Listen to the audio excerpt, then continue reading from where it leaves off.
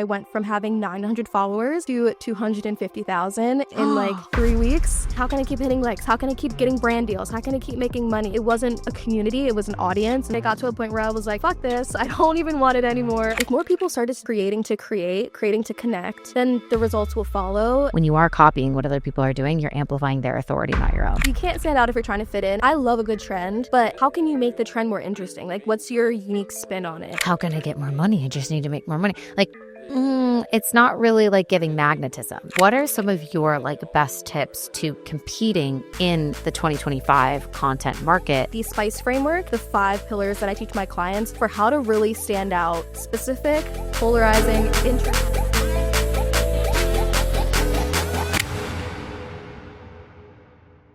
Welcome to the show, Autumn. I'm so excited that you're here. This is so much fun.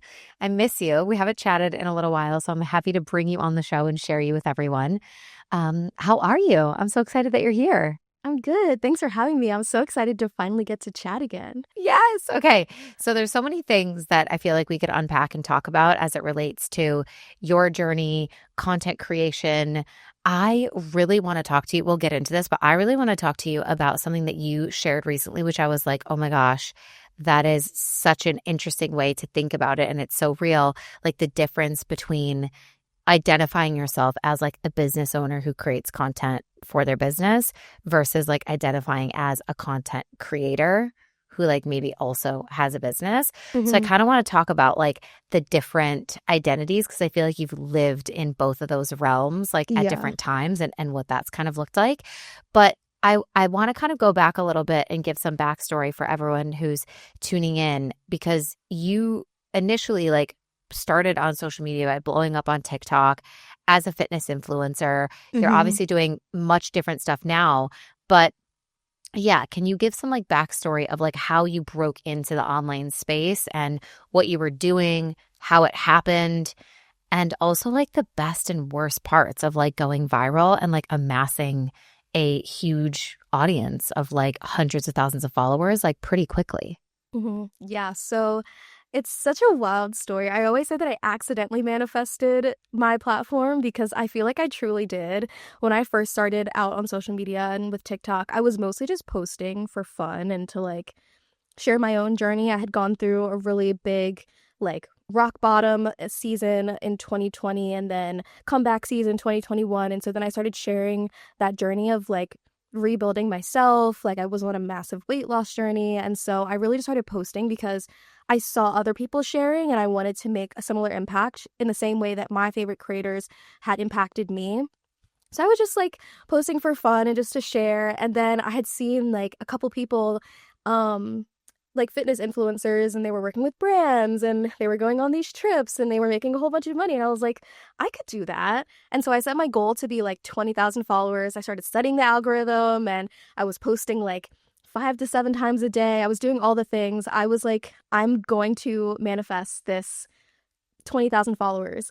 And lo and behold, at the end of 2021, it was like a 3-week period where I went from having 900 followers to 250,000 in like that 3 weeks. In 3 weeks, you're joking. Yeah, it was literally like a quantum leap type situation.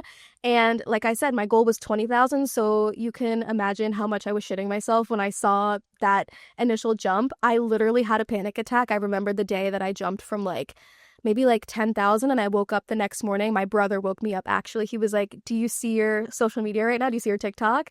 And it was at like 50K, and I full on meltdown mode. So that's how it started. Oh my God, because that was the era where like it was a lot easier to grow on TikTok. Mm-hmm. And it was just like, as long as you were like posting consistently and being niche and multiple times a day or whatever, like people were just popping off. But that's crazy. It's like in 3 weeks to go from 900, you said, to over 250,000. Mm-hmm. Did you feel like it was fake at any point? Were you like watching the numbers being like, this feels like Monopoly? You know, when you're like, I don't know. I feel like people, like sometimes that happens when they make a lot of money and they're like, the money doesn't feel real. Did it feel like they weren't real people following you? Yeah. It's like you just see, you open your app and there's this notification and it says like 1,000 likes and then 2,000 people followed you. And I'm like, it's like this little like icon, man. It feels like they're not real people, but then you go to your comment section and they're real fucking people. So yeah, Yeah, it didn't what feel was real at that first. like? Was it like initially obviously shocking, but was it also really exciting? But also, like, when you get that many followers, like the larger net that you cast, the more wide variety of people that are going to be seeing your stuff. Hmm. And whenever something, you know, if you have a smaller account, whenever something goes like viral for you or whatever, we've probably all had that experience where you're like, oh, this has reached people that don't know who I am. They don't know me. They don't view me as a real person, because Hmm. that's when you start getting a lot of like the really wild, unhinged, like hate comments or just like really mean people in your comment section. And you're like, okay, so I know that this has reached like the public now, the wild boars out there running around in the world just fucking bullying people on the internet.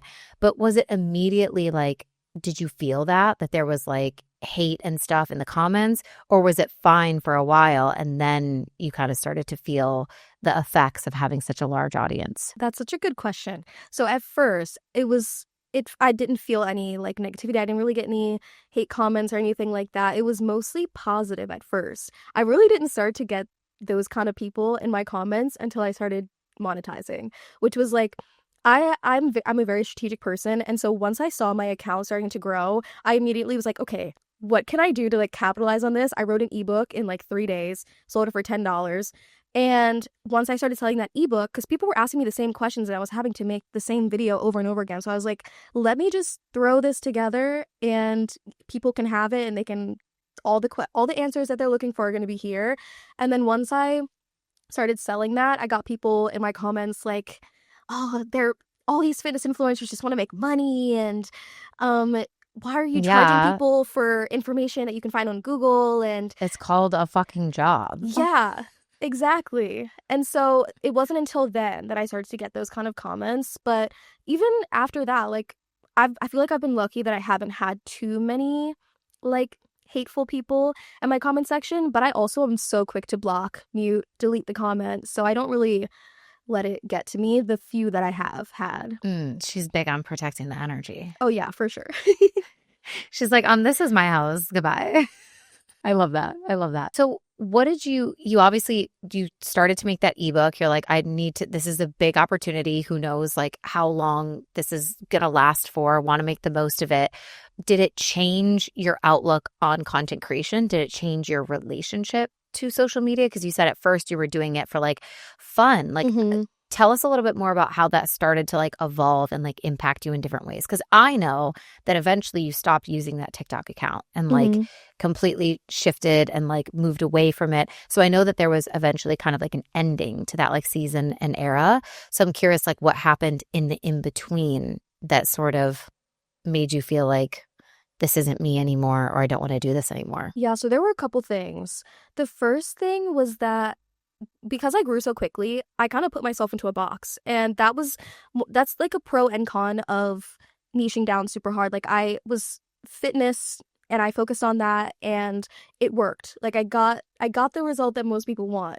Right. But then once I realized that I didn't want to do fitness anymore and I was ready to pivot, I wanted to talk about mindset, manifestation, and self improvement and not just my weight loss journey and answering the same questions about macros and workout plans.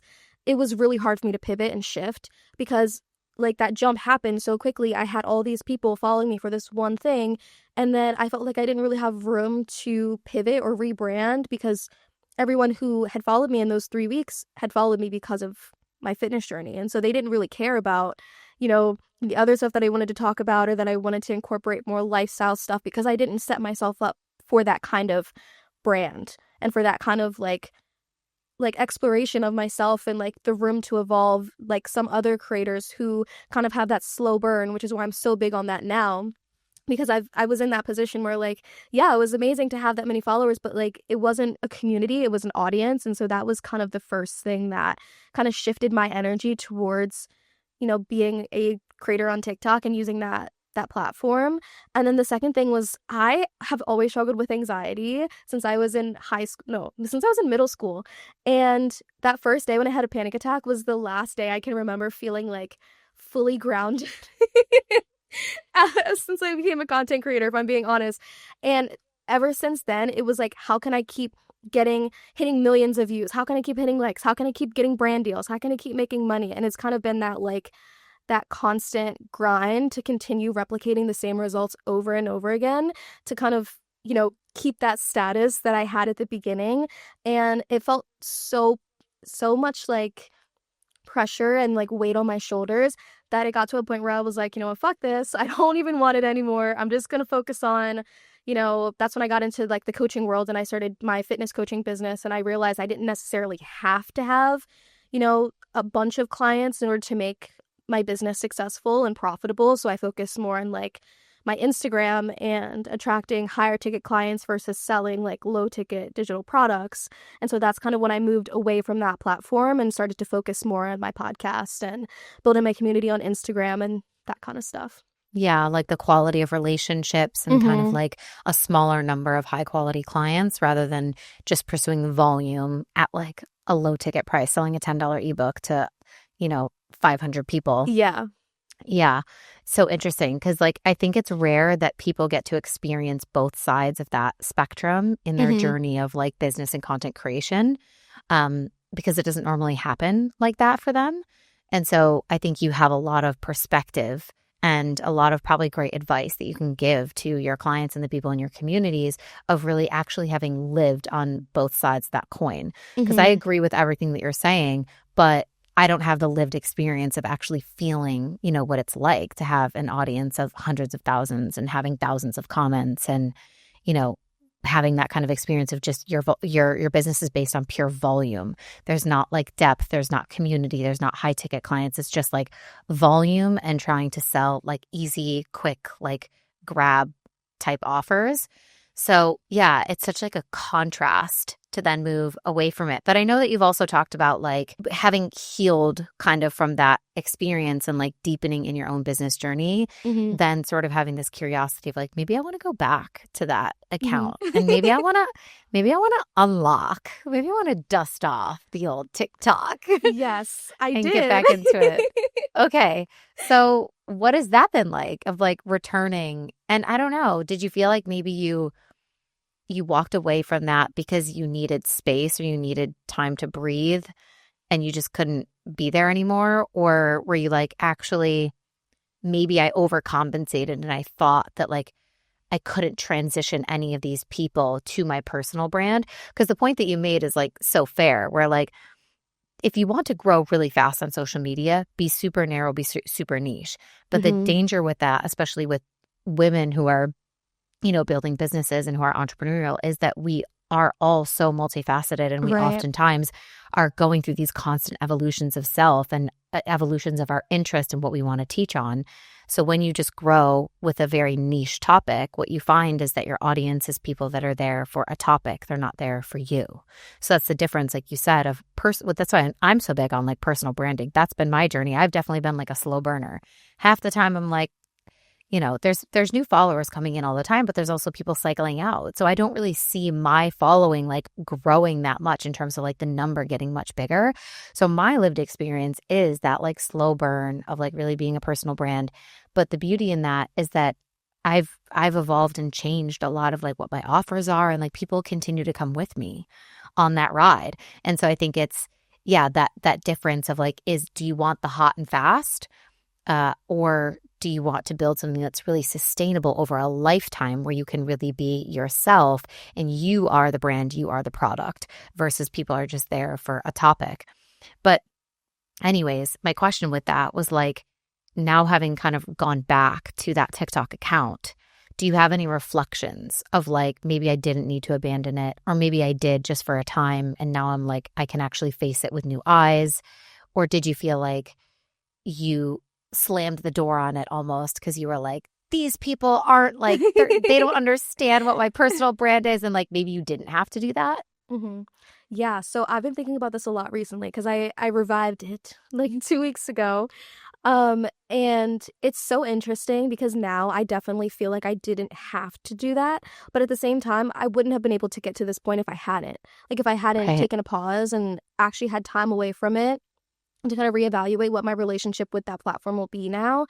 I think that especially for a space like TikTok, I think it's built for new people to come in and for old people to kind of leave. And so now that I've been using it differently, like I honestly came back to it because I've had a few brands reach out to me. I haven't used that account in a year, but they're still like, "Oh, we want to gift you this free thing or we want to collab." And I'm like, "Okay." Sure. You're like, I'm not gonna say like no. Yeah. Yeah, I'm not going to say no, but also I think, and this is my thing with social media in general, I think that it's such a powerful tool for us to leverage for the goals that we have. And so I built this amazing platform, and like, yes, there are a lot of people there who aren't going to want to be with me for the long term. I've actually lost about 10 or 20,000 followers. I had one point my account was at like almost 280K and it's back down to like 250. And so I think that's just the nature of social media in general, especially because I grew so quickly. And so I've kind of had to be okay with that, and that's really shifting my relationship. Like before, another big reason why I didn't want to create there was because it just kind of fucked with my head, like seeing the numbers fluctuate and go down, and then I would lose followers, and I took it personally, and it made me not want to show up. And I've created all these stories around why I wasn't this type of influencer like the Alex Earls who have that like ride or die community. Every video is hitting that huge, engagement. Everyone in her comments is obsessed. Like I honestly don't have that. And so I kind of, like I said, took it personally and was like, you know what, fuck this. I'm just gonna go where I'm wanted. But then I realized I was like, okay, if I'm losing followers, that's fine. That's actually creating the space for the people who want to be there to be able to see my content more, and just creating space for new people to come in. And like, I just can't take it personally. And I can use that platform to, do the things that I set out to do. I wanted to be an inspiration to people. I wanted to connect with people, share my journey, work with brands, like do all the things that I wanted to do. I just had to take my ego out of the equation because that's really what it came down to. It was me being in my feels about, you know, not being at the level that I thought I should be versus just like continuing to build and refine and connect with the people who want to connect with me. Um so I don't know if that answered your question, but that's kind of like some of the reflections that I've been having recently with it is like it's not personal. I'm giving it too much of my power, and I need to just be able to create what I want to create. Let it reach the people it reaches. It's always I always say it's like the people that it's meant to reach, it will, and it doesn't have to be for everyone.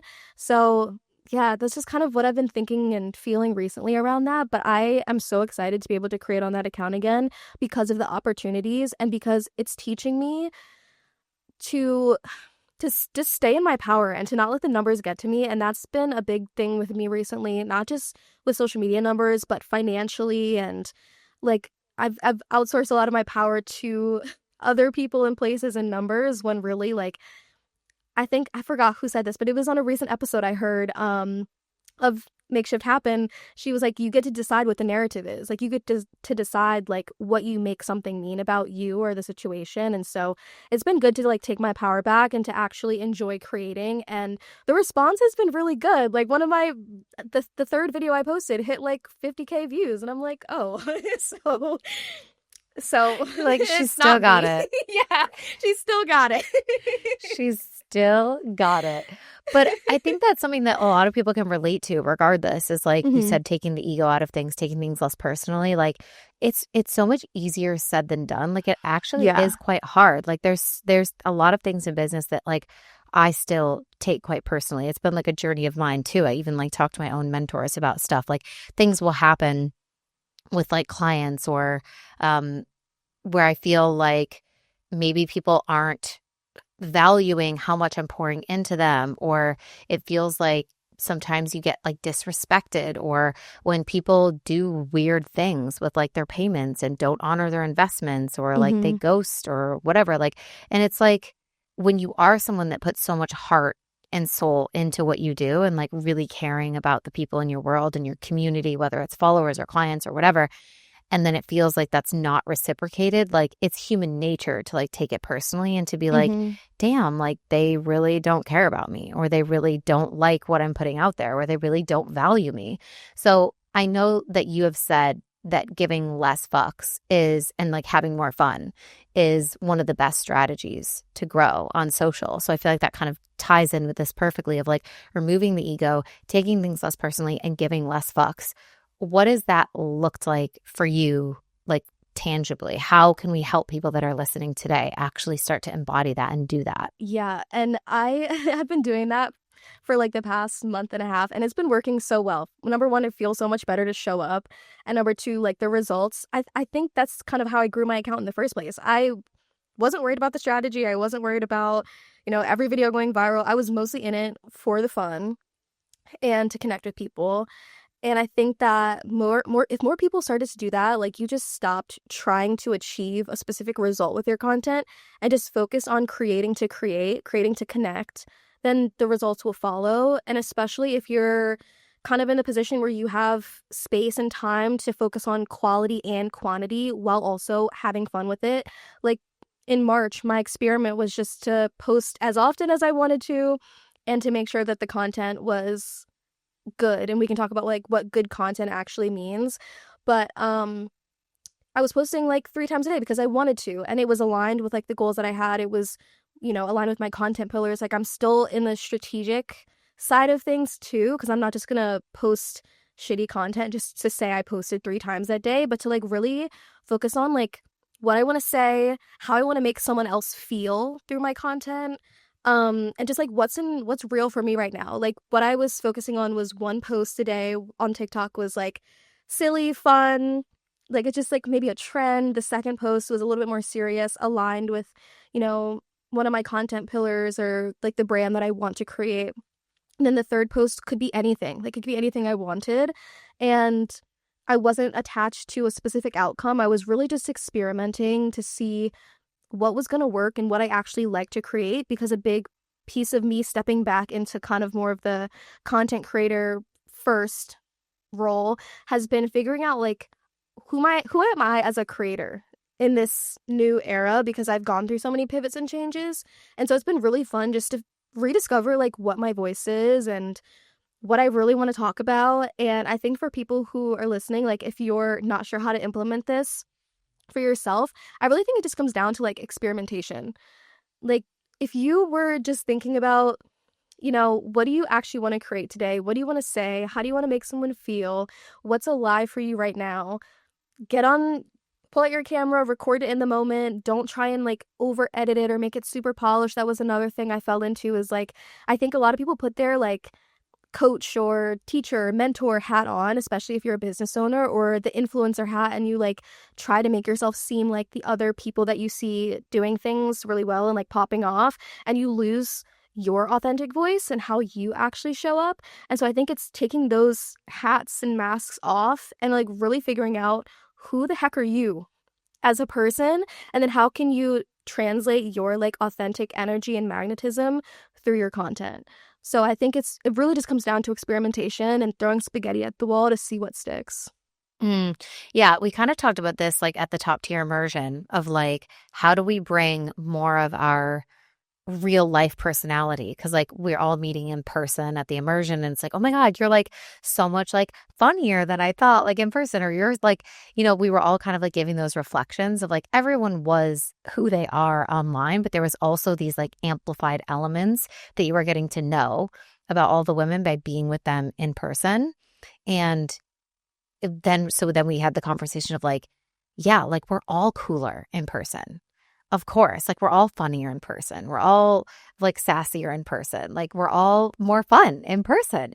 So how can we start to intentionally try to translate our real life personalities and how we actually are in person to the online space? Like, I think those are the people that end up doing the best, is when, like you mentioned, Alex Earl. Like, I think that's why people fell in love with her so much, was because it just felt like that is like an exact copy of like who she is in real life is exactly how she is online. And it's not like any of us are like pretending or like trying to be something that we're not.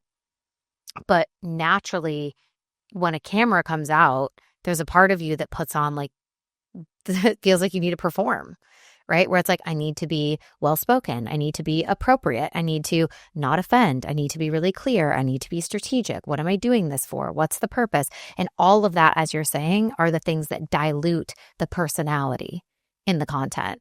And I think, especially for business owners, like the most tiring type of content is the type of content that is always trying to get a result, which is oftentimes the only type of content that business owners are creating is like, what is the content that's going to sell, that's going to convert, that's going to get engagement, that's going to get someone to DM me the word, to buy the whatever offer. And that stuff is really tiring to create because it's mentally taxing of like, you're just constantly thinking about what is the end result? How do I get them to do something? And you're not in that energy that you're describing, which is just like, who am I? Like, what's my personality? What do I want to say? What do I want to create? Like, fuck it. Just throw it out there and post content. Like top content creators are not selling you something in every piece of their content, which is why their content does really well. So I think that's another like added challenge when you want to be a better content creator, but you also are a business owner. It's like striking that balance, which kind of brings me to this question of, like we were talking about, the identity shift of content creator first, which is kind of like what you've decided that you are or like want to be, at least in this season.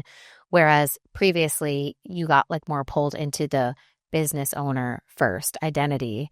Can you talk a little bit about like waking up to that realization, returning to like the content creator first archetype, identity, mindset, whatever you want to call it, and what that's looked like in your life and in your business? Mhm. Yeah, so I don't remember like a specific day that I realized it, but I was just thinking about in general in Q1 how I want to run my business, how I want to show up online, and why things have felt so sticky. I feel like I've always kind of been averse to like the selling content that you were just talking about and only showing up on social media to market my products and services and you know that kind of stuff, because I started off as a creator, and so it was always natural for me to create first, sell second, and like not sell first and create second, if that makes sense, which is what a lot of people who are business owners are doing. They're creating content with the intention of selling something, not with connecting first. And I just got to the point and I was like, I don't want to feel like this when I'm creating content. Like, if I was just gonna, you know, have a business, there's so many other ways that I could market myself. Like, I have a podcast, I do podcast swaps, I guest teach. I love marketing myself that way. Like, I think that's really where I found the difference for myself, is that I want to use social media to build my personal brand and to connect with the people who could potentially be my clients, but to also just have a place where I can express myself creatively, put myself in a position for bigger, better opportunities. Because let's be real, social media, we look at a follower number, like an engagement, and that can translate to opportunities, whether it's brand deals or being featured in someone's podcast or a magazine or whatever. And then kind of like selling my stuff on the back end, which has felt so much better for me. And I know that that's not the case for everyone, and that's okay. But I think, especially with the way that I like to show up, I try to think of social media as like the living room rather than the office. Like, I don't like feeling like it has to be so stuffy and stiff and I have to do X, Y, and Z in order for them to, like you said, comment the word, and then we go from there, and like I'm only showing up to sell. That like made me feel so burnt out with my own content that I was creating, and I know my audience could feel that. And when I was showing up, it was like not with the right energy that I needed to in order to like actually create the connection that would create a conversion. And this is something that I'm working on with my clients right now. One of my girls, she's like so in the mindset of like, I have to create to sell. I don't want to create just to create. Like, I want to just get my clients from social media and go. And I'm like, yes, you can. And I can tell your audience is probably burnt out with your content because you only are selling. Like, you're only educating. They don't really know who you are.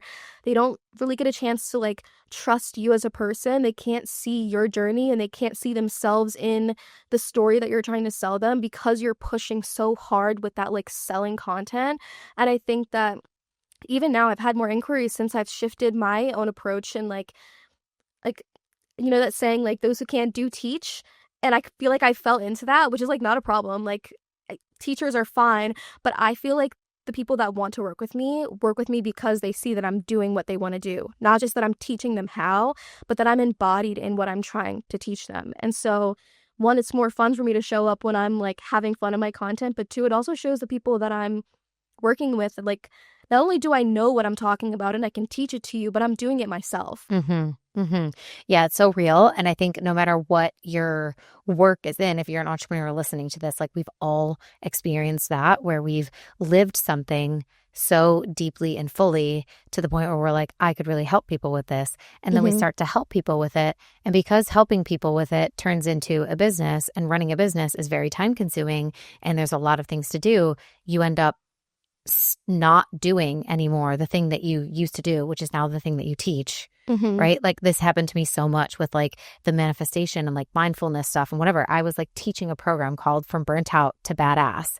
And like I'm growing this business. And I remember at one point going, I think I'm about to burn out, which is fucking hilarious because I'm, selling this program that's called From Burnt Out to Badass. And of course, I like went through that and solved it in the past, but I could see myself going back into that cycle of like overworking or pushing too hard because I was no longer embodying the exact principles that I teach inside of that program because I was so busy selling and teaching the program. Yeah. Like it's just such a real experience where the business becomes the whole thing that you don't have as much time for like actually being the embodiment of what it is that you're teaching. But it's so important that we like wake up to those moments and realize them and prioritize and recognize also that you embodying what you teach is not just like fun or leisure or fill your cup, but it's so much more than that. It's about being in integrity with what you're offering. And it also is actually productive for your business. Because like you said, the more that you went back into that content creator archetype and started embodying that and posting for fun and not selling in all your posts and really building community and whatever, then people were like, hey, like she's actually pretty good at content. Maybe I want her to help me with content. Yeah. Whereas before, if all the content was like, here's how I can help you with content, it's like, it's not giving the same, you know? It definitely isn't. And people can feel that too. Like when you're only showing up to sell something, and it feels so much better. And I think that for me, it's easy to say that because I know like other types of business owners might not feel like they can do that in order to market themselves and like still have, the business that they want while still kind of putting on their content creator hat. But like we were just talking about, it works so much better. It's a lot more natural, and it doesn't feel like the only reason you're creating content is to make money. It's kind of like the same thing with, we all talk about like abundance mindset all the time. And if you're just constantly thinking like, how can I get more money or how can I get someone to pay me? Like, are you going to feel like you're in an abundant frequency?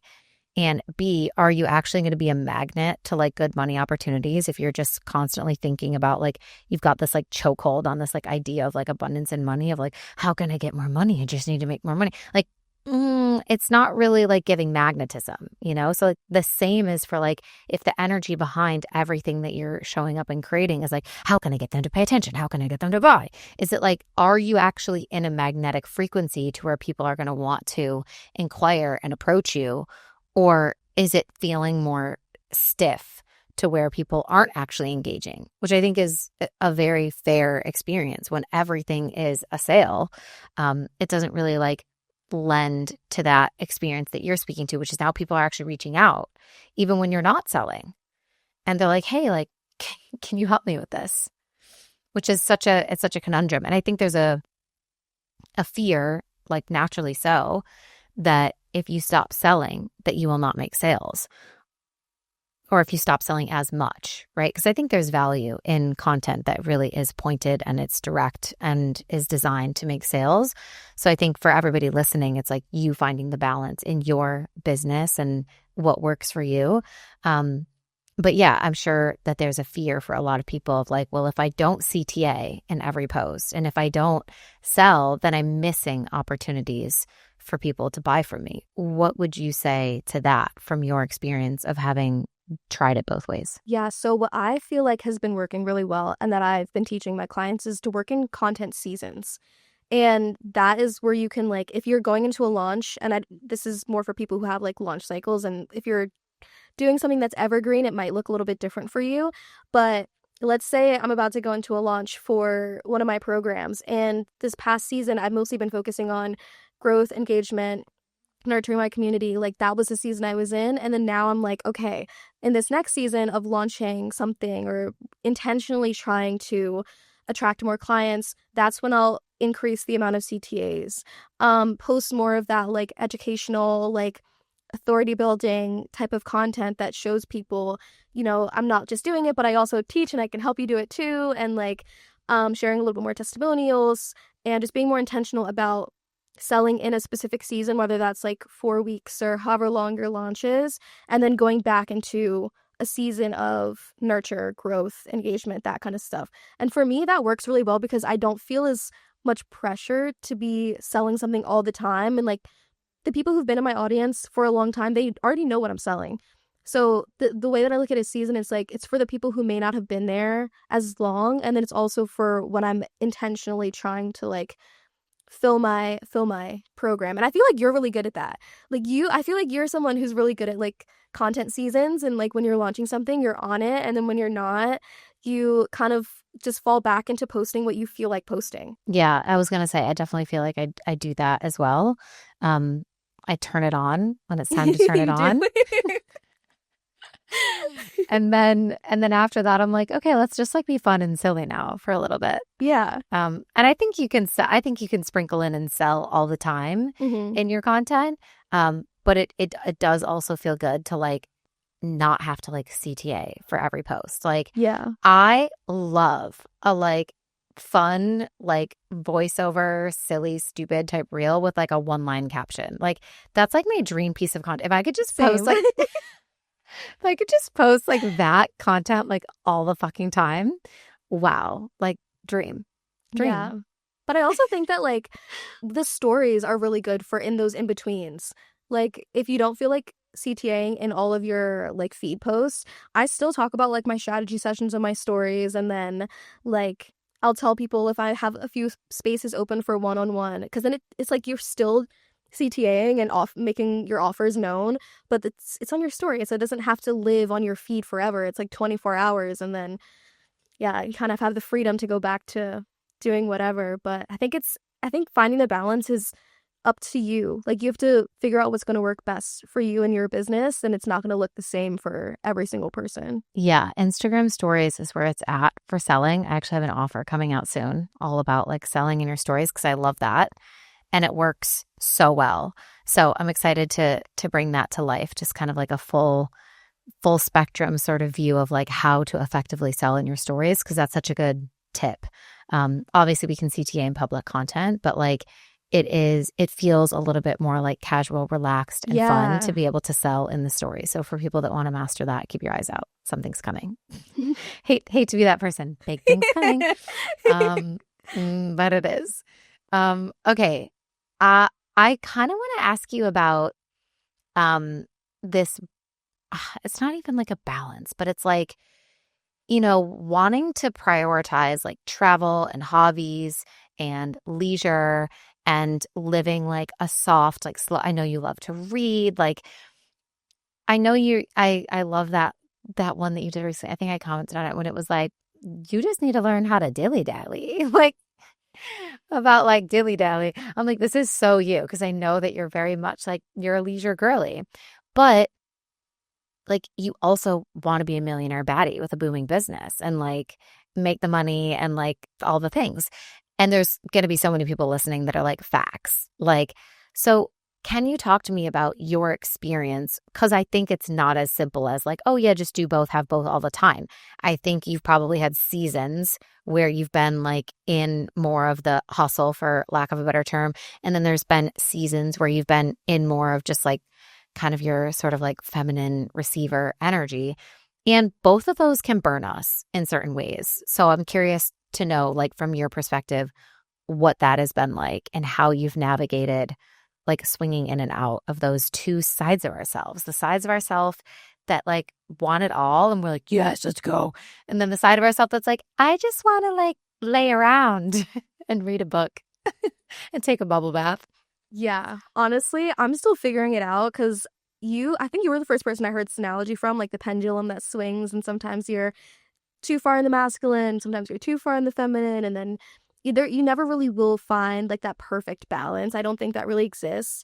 And I've kind of accepted that. And the more that I accept it and I just like go with my energy, the better it's been. And also, I've been working with someone who's been teaching me about cycle syncing, and that's been really helpful because that kind of mirrors like our natural energy levels. And so, like, just following that has been helpful for me. And the way that I structure my days, I'm not a morning person. I I know that about know. myself. You know that about me. I know. Everyone who knows me knows that I'm not a morning person. So I enjoy my slow, soft girl mornings. I don't wake up until like 9 o'clock. And then I eat breakfast, get my shit together. And then by like 11 or 12, I'm like hopping on calls or starting my day with emails or whatever admin stuff I have to do. And then I really work between like 12 and 3. And then I'll take a little break. And then I'll work from like 5 to 8 or something like that some days. Okay. So yeah, I just kind of do what feels good and I like break it up because I am like very get shit done. I don't like to waste time. I like to be productive, not busy. Like if I'm gonna sit down and work, I'm not gonna fuck around. Like I know what I'm gonna do when I sit down to work. And when I'm not working, I love to dilly dally. Like you will see me laying around reading, going to the park, going to a coffee shop, like just doing what I want because I've set my schedule up to get the most important things done first.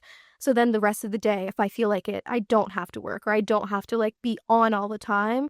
And so that's kind of just like a rough outline of what my schedule and routine looks So, like. okay, wait. Like, when is the dilly dallying? Is that after 5 to 8 p.m. or is it like on the weekends? Like, where are we fitting this in? I need, I need tips.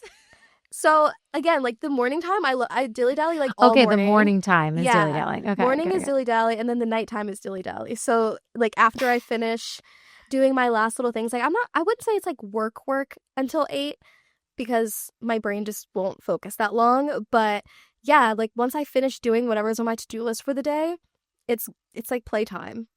Mm. What do you do in playtime? I like to read, talk to my friends, like hang out with my mom. Right now I'm living at home, so it's not as exciting as when I'm like out and about when I was traveling. But I don't know. My favorite thing to do is read. Like that's my I version of know. dilly-dallying at the moment. But I'm about to take a pottery class, so that'll be fun. I love that. Um, yeah. What was your, okay, so if people don't know this about Autumn, she also lived in Spain and this kind of same way that I did. She was teaching English while she was there, but she was also growing her business. Did you find, because you mentioned like when you were traveling, obviously your schedule looked different. Did you find it hard to work when you were like living in another country or wanting to like travel and see things? What was that like? Because I know you're going back. So Yes. Yeah, so it wasn't like hard. I feel like I had a really good balance, especially because the my like work day when I was teaching gave me the structure that I needed to like kind of break up my day the way that I needed to. So I felt like it was pretty easy. And at the time also, I wasn't like super busy. Like I had a group program and then I had some one-on-one clients. And so I had set times already that I knew I had to work around. So I feel like because like I call myself a type A minus person because I'm like not super on it, but I'm on it enough that like I like my structure. So I had that and it gave me the ability to like plan out my trips. Like I would plan my trips around like my school schedule and then like my client calls and that kind of stuff, and the content kind of came naturally so I didn't have to do too much around like I don't really content batch or anything super serious or have any crazy scheduling with that. So I found it pretty easy, especially because I'm good at holding myself accountable. I feel like if I wasn't the kind of person who had that ability to like do the things that I said I was going to do when I said I was going to do it and like have that structure, it would have been a lot harder, but because I'm pretty structured with myself. I love the It's easy. type A minus. I feel Yeah. like I'm an A minus too. Because I do love structure, but like I actually am like pretty like fluid and relaxed. Like when you meet like a true type A person, you're like, oh, Yeah. that's not me. That's No. not me, you know? But like compared to like your type B friends, you'd be like, oh, I'm like way more type A than them. So I think I'm Yeah. type A minus Have too, you heard for that sure. sound? It's like, I can go with the flow. I just need to know when the flow is going to start, when it's going to end. Yeah. What I need to wear to the flow. Yeah. So Yeah. like that's what I think of when I think type A minus. Yes, I'm type A minus. I love that. Okay, are you excited to go back to Spain? Like, tell us about what made you want to get your master's degree, like go back to Europe. How does this like all fit into the new vision for like your business, brand, all the things? Yeah, so I am so excited to go back. I literally can't wait. I decided that I wanted to get my master's because I really love what I do with content, branding, all of that stuff, but I really want to have a more like I don't want to say professional because I am a professional now, but I want to improve my skills, my knowledge, also make connections. I think getting a master's degree, especially at an international school like the one I'm going to, that's going to open up so many doors and I don't have to just do online if I don't want to anymore. I want to have the credibility and the foundation that I didn't necessarily get when I was getting my degree. My bachelor's because I studied psychology. I didn't study marketing. So a lot of the experience that I've had over the past few years is all I really have to go on when I'm teaching and working with clients. And that's great. Like we love lived experience, but I love to learn.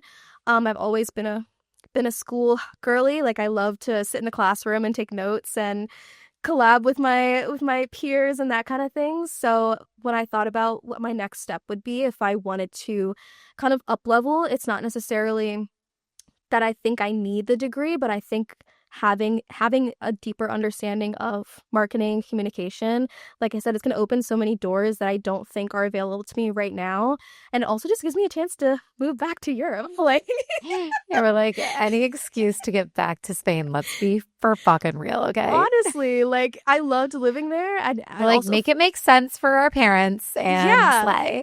exactly. It's a little bit cheaper to get the visa. So much cheaper. Yeah, I Yeah. honestly, I'm like, my kids are going to go to school in Europe. Hopefully they think it's cool. It's going to save me money. Yeah, and they already have citizenship, so why not? They're going to be the luckiest little shits on the planet. I'll tell you that Honestly. much. I'll tell you that much for real. Oh my gosh. Okay. So speaking of, obviously you're like the master of content creation, and we've talked about, quite a few elements of it so far, but I really want to dig into like your area of expertise in giving any kind of tips like for people to really improve their content, because here's what I'm noticing.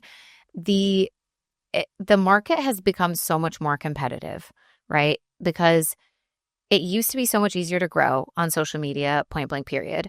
And now content creation is a full-time job. There's Mhm. so many people that is their profession. They are content creators. And so even if you're not a content creator by trade and you are a business owner that just wants to use, content to bring traction to their business, or even if you're just wanting to like build a personal brand or start a movement or like help people or whatever it is that you're wanting to do, like you're still in the same pool on social media with all these people who are professional content creators.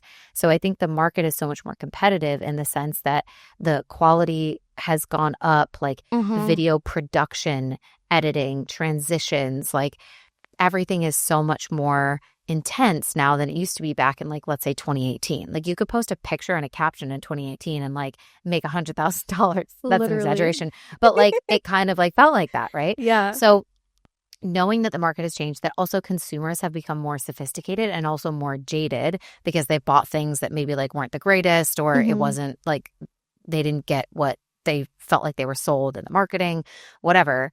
Um, what are some of your like best tips to competing in the 2025 content market and creating better content? Yeah, love this question because I've also noticed the same things and I always say you can't stand out if you're trying to fit in, and that's what I see a lot of people doing right now is you see these big creators and what they're doing and what's working, and a lot of people try to emulate that versus standing in their own, you know, gifts and talents and all those things. And so what I created was it's called the SPICE framework, and that's kind of like the 5 pillars that I teach my clients for how to really stand out, like improve their content. That's what's really going to help you with, growing, monetizing, like being a better creator and then also standing out in the competition. And so SPICE is an acronym. So it's specific, polarizing, interesting, consistent, and emotional. And so we can like dive into each of them, or I can just kind of give you a brief overview. What do you want to do? Yeah, let's kind of do. I love the SPICE framework. You guys, she teaches this also in Top Tier because we do our like Zone of Genius workshop. So all the girls that are inside of Top Tier, they get to teach on their area of expertise. So I'm going to like gatekeep slightly, but not all the way. So let's give us like a little overview because I love, I always say like the spice is in the specificity. So the more specific you can get. But tell us like a little bit about each of them, but like summarized version. Gotcha. So with S, first of all, SPICE, like you said, the SPICE is in the specificity. And so many people generalize in their content, which is like what we used to work. Like you could just say like the most broad generalization ever and you could pop off and go viral.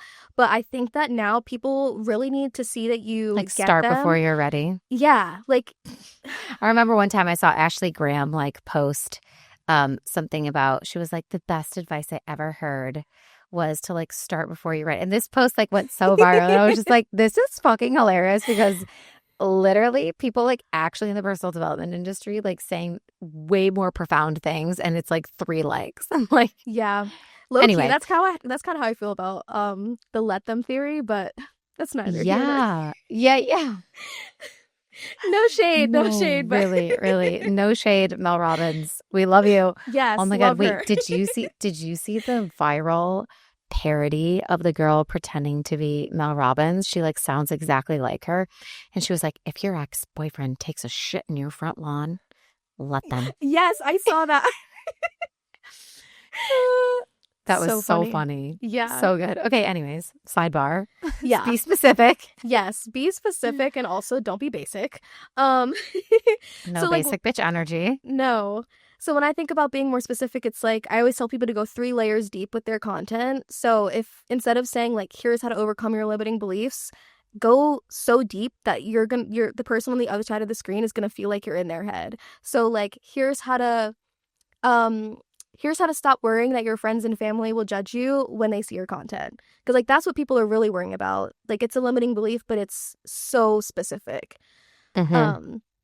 And then polarizing. So that's my favorite one. I love polarizing content.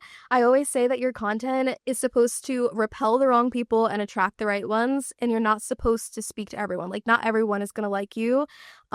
Ever in any space, but especially online. So don't be afraid to like be a little spicy, a little polarizing, share your hot takes and your opinions and that kind of stuff. Interesting. I think this one is very underrated. I constantly flip back and forth between interesting and innovative, but to make the long story short, like if everyone's posting content and a lot of it is starting to blend in, you have to be the one to stand out. And whether that's innovating in the way that you create the content, like your editing style or your videography style, or like the more technical side of things, or just in your personality, like you don't have to be the most interesting person in the world. Like Alex Earl, kind of going back to her because I think she's a good example of this. She's just a chaotic 20-something, but she makes her life look interesting. She makes you interested. And so it's kind of like, what's your unique angle that's going to make people more interested in who you are or what you're selling? You know what I think is a good example of this too is like Emma Chamberlain, like obviously years ago when she blew up on YouTube, I think one of the main reasons that she did was because she was like interesting / innovative with the way that she made her videos and edited. It was like really her editing style that people were just like, what is this? Like she was just like, it was the chaotic random like zoom ins and like shakes and like the sound or whatever. And it was so uniquely her, and almost like she has this like dry like awkwardness that you're like, what am I watching right now? And it just made it interesting because it just wasn't what everyone else was doing. And I always tell my clients like novelty sells. So even when it comes to like messaging, which I know you also talk a lot about, like speaking of interesting and innovative, it's like you have to say things in a way that everyone else isn't already saying them. Right. So if everyone's talking about a certain like self-love, for example, like that used to be such like a hot topic buzzword. Oh my God, like you could sell anything if it was about self-love. Now you hear self-love, white noise, checked out, already know it, already do it. Like I feel like I don't even need to listen to what you're about to say because you framed it in a way that makes my brain go, I've already heard it. Mm-hmm. That's how I feel about anything that's like gut health. You Yeah. know? I I'm know, like, it's crazy though. Like we literally have to, that's the innovation piece, right? Is like mm-hmm. you have to continue when it comes to marketing, you have to continue to like find new ways to talk about the same stuff, but you're saying it in a new way or you're giving a framework to it, like what you've done with Spice, right? Mm-hmm. Like that's your signature framework. So now there's a way that you can talk about it that someone who hasn't learned it in this way before is going to be like, oh, I don't know this. My ears are perking up. Like, let me listen. Versus if you were just like saying, here's how to make better content. Yeah, Don't care. exactly. Yeah. And I also think it's like, it's not even the information. Kind of like you said, it's the interpretation or your unique perspective that really makes it interesting. Like there's It's the this, presentation of it. It's the yeah. packaging. It's not like what's inside. Like at the end of the day, your personality is the thing that's going to like add that unique flavor to it and make it like different. But you don't have to Mm-hmm. reinvent the wheel of what you're teaching. It's just Right. reinventing the packaging. It's rewrapping it in something new. Ooh, I like that. Rewrapping it. Yeah, that's so true. And then kind of going off of that one with being consistent, I love series. I think having a series is one of the best things that you can I do need right to do a now. series. You need to do a series. So many of my friends that are in content creation always tell me about this signature series. Like Alyssa, like all the time. She's like, signature series. I'm like, what the fuck is my signature series, bitch? No, literally, I'm still trying to figure out what mine like it I think it takes time to actually figure out what your series is going to be, and most of the time like your I feel like community will people come decide for you. I know, I was gonna say, feel like people come across them randomly. Like they do Yeah. something and it like pops off and they're like, okay, I'm just gonna keep doing that. Exactly. There's this one that I'm obsessed with. It's called Woo Woo Hippie Shit That Actually Works. I also think the name of the series is what gets people sucked in. But it's just like kind of like what we talked about with rewrapping. It's her interpretation of like spiritual hacks or like wellness things that she does, but she put this cute little name on it and it's a series. And so, number one, it's more interesting. And number two, it makes me want to come back for more and it makes her stand out. Like, that's her series. And if I see someone else doing it, I'm like, you're You copying her. copy. Yeah. Which, like, this is so true too. Like, anyone who is copying, at the end of the day, what you're doing is you're amplifying the authority of the original creator and you're diluting your own. So, I don't know if you've seen, do you know Ashton Hall? I don't know if you've seen, so like, obviously, he's blown up over this. You guys might not recognize the name, but you would know the video probably if you're chronically online. Um, his crazy morning routine video. He lives in Miami and I have some friends that like know him personally. So it's been kind of like funny to like watch this whole thing unfold, but everyone is parodying him. Everyone is like copying the style of like morning routine because it was so unrealistic. He like wakes up at 3:50 in the morning. He like dunks his yeah, he has assistants like hand him a towel. He dunks his face in a bowl of ice water.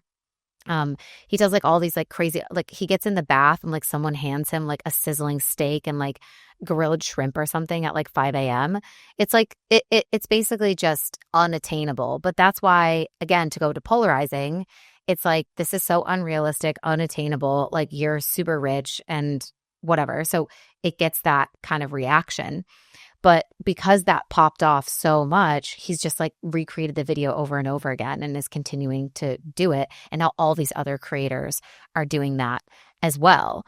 And so it's kind of like that became a series. It became a signature series without him probably even intending. I don't think that was going to be a series, but it just took on a life of its own. Mm-hmm. And that's really how it happens. Like you'll post one thing and your audience will eat it up and then you if you recreate it enough, that's how it becomes your signature series. And it doesn't have to be anything crazy like that. Like there's this girl I follow on TikTok and I just like watching her daily matcha videos. She posts the same shit every day and it's just I love it. There's a level of like familiarity and comfort too when you like know how a video is going to go and you just like Mm-hmm. know that you enjoy them and you like come back to watch. Creates that like bingeable effect as well. Yeah. But yeah, what I was going to say about like Ashton's videos too is like everyone else who's now copying him and doing that video, when you see it, you know that they're doing like what he did. And so Mm-hmm. it's making your brain go to him, not them, Right. which is like a good reminder for why it's important to be like original. And yes, we can jump on trends and stuff, but it's just that point of like when you are copying what other people are doing, you're amplifying their authority, not your own. Yeah, and kind of going back to interesting because you brought up trends. Like, I love a good trend, but especially if it's kind of later in the game that you're catching it, how can you make the trend more interesting? Like, what's your unique spin on it versus just doing it the same way that everyone else has already done it? Because unless you catch the trend in its infancy, like before it really pops off, you're just going to blend in with everyone else, which, like, yes, Right. can be part of the fun. But if your goal with that trend is to stand out, like, just doing the trend isn't enough. So It you have was to, like, like the recent trend. Do you remember when everyone was doing like the I met my younger self for coffee or yes, whatever? you did such a good job of putting your own spin on it. And then I saw other people putting your spin on it. I know, I did. I saw some people copying me and I was like, nice try. Nice try, Yeah. bitch. Anyways, I did it first.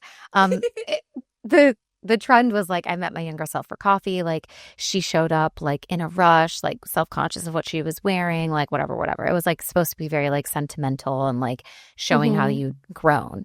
And mine was basically like I met my younger self for coffee. And I can't remember exactly what I said, but it was basically like, oh, like she saw everything that I've created and was like, that checks out. Like, always been a bad bitch. And then my future self told me like, and just be careful because coffee makes you shit your pants now. Yeah. And that was it. Because that's literally what I thought of when I thought of meeting my younger self for coffee. I was like, well, I did used to drink coffee, but now if I drink coffee, I'll literally get diarrhea. So So there's funny. always like, if you like, I think that's a good tip, is my point, is when you see a trend, think about how can I like invert it, reverse it, have like a new take on it. hmm Yeah. I love when I see people do that. And that one was hilarious. So good. That was good. Yeah. And then the last one, E, is for emotional. And so I think of that quote. It's like, people won't always remember what you said to them, but they'll always remember the way that you made them feel. It's the same thing with your content. Like, people aren't out here remembering your singular posts that you make. They're remembering the way that you, as the creator, and your content is making them feel, and like the emotions that you're evoking. So if you can really focus on that in your content, that's what's really going to make you stand out, be memorable, connect with people a lot more deeply. And whether your goal is growth, engagement, or to make sales from your content, I think having more spice helps you achieve all of those goals. So good. I love that you turned it into an acronym too, because it's like all the points that you need in like the perfect word. That was a major slay, to be honest. I thought so too. She's like, I fucking know. That's genius. It's genius. The SPICE framework. So good. And it like embodies all the things that you taught about, which is Yeah. like innovating something, like having a new way to talk about it. Like, yeah, I love it. So good, Thanks. Autumn. Thanks for coming on the show. This is so fun. I feel like this is also kind of just like a casual catch up. Yeah. Hopefully it felt like that as you guys were tuning in, just like us having a chit chat about like business, life. Yeah, trying to balance the different sides of like entrepreneurship, content creation, wanting to be a dilly dallying girl while also being a boss bitch queen, all the things. So if you guys loved Autumn, her personality is the best and she's awesome at what she does. Make sure that you go give her a follow. Autumn, can you tell everyone where they can follow you now? Probably mainly on TikTok, right? I feel like you're posting more there than you are on Instagram. Yeah, Instagram's getting the leftovers, but I'm still on there. You guys are getting crumbs. Crumbs, honestly. But yes, TikTok, Instagram, both are the same username, Autumn and then a period, Denae. I have my own podcast. I have two, which is a story for another day. The Edge of Everything and the Slay on Socials podcast. And yeah, I'm mostly hanging out on both Instagram and TikTok. Yay. All right. We'll link everything in the show notes for you guys. You can go find Autumn, listen to her podcasts, check out her content, work with her if you feel called to up level your content game. Thanks for coming on the show, Autumn. It's been such a pleasure. You know, I love you so much and I'm so proud of you and everything that you're created in your business. And always so fun to get to work with you because you are like such a, you have those like clients where it's like, this is the type of client that you want to have because they always show up with like amazing energy. They're infectious. They're ready to learn. Like you said, like you're a forever student. You want to go back to school. Like you want to get your degree. Like I feel like you're just that type of person that's really like hungry to like dig in and always better themselves and learn. And you're a very like coachable client. So it's always so fun to work with you because you like take stuff and you like run with it and you implement, and it's obviously paying off in your business and you're seeing those results, and it's fun to get to watch you grow. So I love you. Thank you. I love you too. It's so sweet. See you in Spain. Yes, I know. I'm like, I'll let you know. I think I'm going to be there in October. Will you be there in October? God, yes. And it'll be my birthday month. Oh my God. Okay. So we might have to do another meetup. We met up the last time Autumn was living in Spain and I was visiting. So we love that for us. Though it'd be full circle because it'd be like 2 years later. Oh my God. Crazy. Anyways, okay. Thanks for tuning in, you guys. We love you. If you enjoyed this episode, take a screenshot, share it to your Instagram stories, tag Autumn and I. We love to connect with you guys. Don't forget to leave a rating and review of the podcast. If you have an extra couple minutes to spare, it always helps so much. And we'll talk to you guys next week. Mwah. Bye, guys.